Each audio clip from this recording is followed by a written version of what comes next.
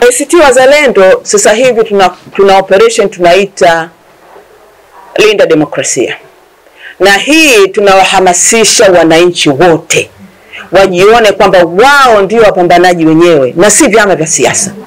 Vyama vya siasa tunakuja kwa sababu katiba yetu inataka kila mwakilishi apitie kwenye chama cha siasa.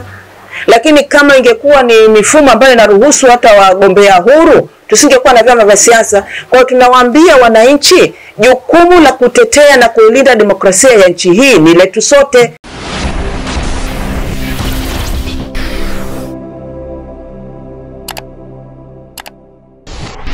Moja ya kitu ambacho tutakizungumza ni kuhusiana na jambo ambalo limejitokeza hapo jana kwa watiania wa chama cha ACT Wazalendo kuanza process maalum kwa ajili ya kuendea uchaguzi mkuu wa wabunge, madiwani na rais. Sheikh Khalid, assalamu alaykum. Wa salamu wa rahmatullahi wa barakatuh. Kopo? Mimi nipo cool. Karibu katika exclusive interview. Asante sana. Tuko pamoja.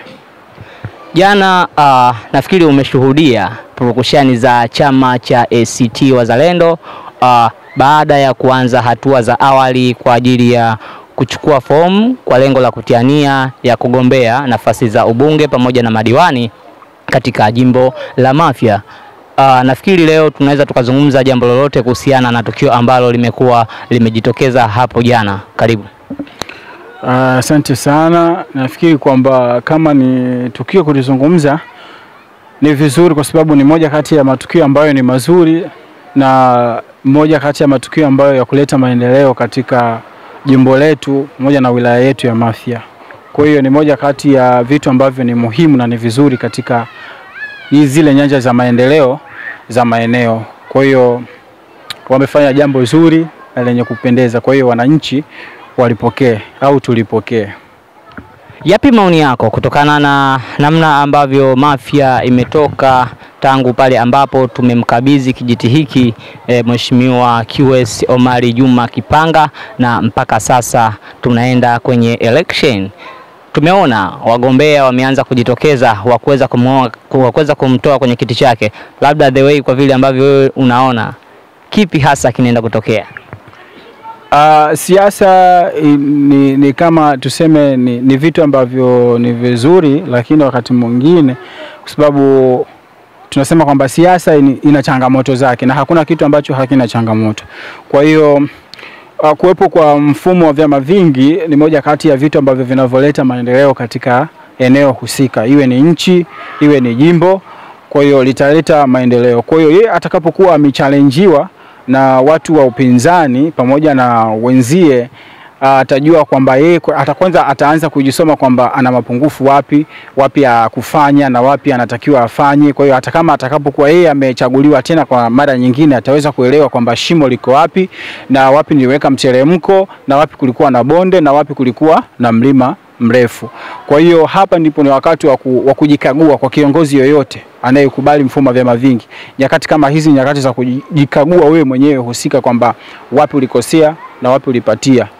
Kitu kama hicho. Kwa hiyo Omari Kipanga anatakiwa kukaa makini kuweza kupokea wenzie ambao wanakuja kuangalia alipokosea, ili aweze baadaye kama atakuwa amepata tena ile nafasi au kama wananchi watapendekeza achaguliwe yule ambaye anayekuja sasa hivi kumwaga zile sera zake, kwa sababu wananchi wao kazi yao ni kusikiliza sera na baada ya kuzisikiliza zile sera ni kuzifanyia kazi siku ya uchaguzi mkuu kuweza kumchagua yule ambaye wanayemuona alikuwa ana sera nzuri na ambaye ataleta maendeleo katika eneo lao. Kwa hiyo Omari Kipanga akae makini na akae madhubuti, kwa sababu wanaokuja nao ni watu na wana nafasi kama alivyopewa yeye. Ni vitu kama hivyo. Labda CCM mara zote huwa wamezoea kuwa ni watu ambao wanaenda kwenye uchaguzi wakiwa tayari na matokeo. Na hii imetokea hata katika uchaguzi wa serikali za mitaa wa 2024. Kwa wakati huu chama cha ACT Wazalendo wamekuja na program maalum ambayo wameipa jina la Linda Demokrasia. Labda programu hii inaweza kuwafanya ACT Wazalendo waweze kupata haki zao za msingi wakati wa election? Ni swali zuri na ni swali ambalo niseme mlango wake mkubwa ni katika udumishaji wa demokrasia ya kweli katika nchi. Huo mfumo unaweza ukawa mzuri iwapo kama watawala wameamua kuachia ili ufanye kazi, lakini kama watawala watasema kwamba huu mfumo wataki kwamba wao hawataki ufanye kazi, huo mfumo utakuwa si lolote si chochote. Kubwa zaidi la kuliomba ni kwamba serikali iweze kusimama na demokrasia ya kweli ambayo inaiaminisha kwenye katiba kwamba imewekwa hii katiba ya mfumo wa vyama vingi. Kwa hiyo waweze kuwalinda wenzao na waweze kuwapa haki zao zinazostahili ili waweze kufanya kile ambacho kinachoaminika kwamba kitakuwa ni cha kweli kwa wananchi, kwa sababu mwananchi yeye anachopokea ni kile kitu ambacho chakula ambacho kilichokuwa tayari kimeandaliwa vizuri, anahitaji kula. Kwa hiyo sasa utakapomfanyia vitu ambavyo sio vizuri, na hata yeye mwenyewe kwamba hata kama utakuwa umemtawala lakini still atakuwa anasema mimi nimetawaliwa lakini sijatawaliwa kwa ridhaa yangu, hata yule aliyechaguliwa hakuchaguliwa kwa ridhaa yangu. Kwa hiyo ndio maana wakati mwingine unaweza kukuta mwananchi labda ameitwa kwenye mkutano lakini anashindwa kufika kwenye ule mkutano kwa sababu anajua yule aliyechaguliwa hakumchagua yeye, na ndio maana yupo pale na hawezi kufanya chochote katika ule mkutano. Kwa hiyo chochote watakuwa wameamua, mwisho wa siku nasikia tu mwananchi anakuambia kwamba watakachoamua kwenye huo mkutano sisi tutatekeleza, tutafanyaje? Kwa sababu hata kuchagua sisi tumechaguliwa tu. Unaona? Kwa hiyo sasa vitu kama hivyo sio vizuri. Kwa hiyo nchi inatakiwa ifuate taratibu zake ambazo zimejipangia, na hizi taratibu ndio zitakazokuwa mzuri kwa wananchi kuweza kuchaguliwa, kwa wananchi kuchagua mtu ambaye wanayehisi kwamba huyu atawaletea maendeleo ya kweli katika jimbo lao.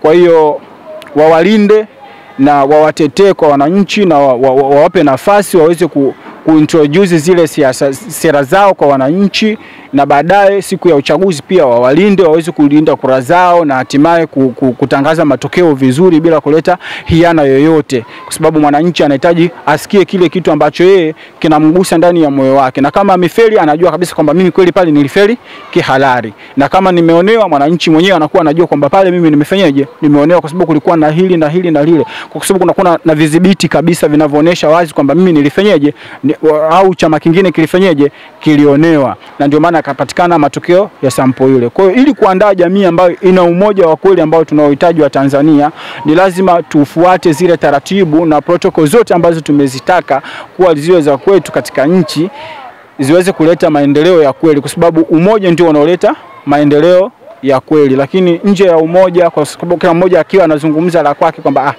nchi ipo hivi, yule anazungumza lile, yule anazungumza lile, mwisho wa siku tutaenda sehemu ambayo sio mzuri. Kwa hiyo walindwe wanasiasa wote kwa ujumla, wapewe haki zao mpaka wanaisha uchaguzi, na waishi vizuri kama wanavyoishi wa vyama vingine. Ni vitu kama hivyo. Moja ya sababu ambayo Chama cha Kidemokrasia na Maendeleo Chadema kilichowapelekea wao wasende kusaini fomu za maadili ilikuwa ni kubadilishwa kwa katiba, baadhi ya vipengele ambavyo kwao wanaviona vinawapelekea kukosa haki zao za kimsingi kipindi ambacho wanafika kwenye election. Lakini tumeona Daktari Samia Suluhu Hassan katika hotuba yake amesema kuwa amewaagiza watu wa mamlaka washughulikie swala hilo na wakae na baadhi ya wanasiasa ili waweze kuangalia labda kipengele gani ambacho kingeweza kubadilishwa. Kwa maamuzi haya ya Daktari Samia Suluhu Hassan, kwako unazungumza nini? Yanaweza yakaleta mchango mzuri, lakini pia yanaweza yakaleta maswali kwa baadhi ya watu wenye ufahamu mzuri, kwa sababu tangu mara ya kwanza watu wanazungumza hili mpaka tukafikia hatua ambayo kidogo inaleta mkanganyiko kama hivi, labda kukamatwa kwa jamaa na mazingira mengine. Kwa hiyo itapofikia hapa mtu anaweza akaleta maswali, kwa nini iwe hivi alafu baadaye, yaani kwamba mara ya kwanza mlikataa alafu mara ya pili baada ya tukio hili mnakuja mnakubali.